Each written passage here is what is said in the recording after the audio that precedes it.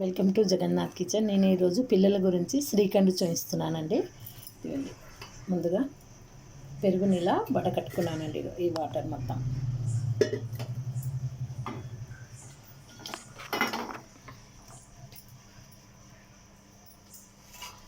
దీన్ని ఒకసారి ఈ విధంగా చిలికేసుకుందామండి. ఈ విధంగా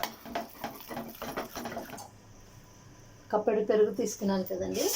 ఇప్పుడు తినండి. దీనికి తగినంత పౌడర్ వేస్తున్నానండి, షుగర్ పౌడర్. ఇదిగోండి,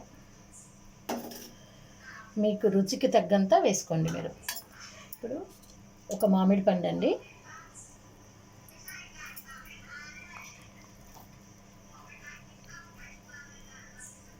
ఇప్పుడు దీన్ని ఒకసారి కలుపుకుందామండి.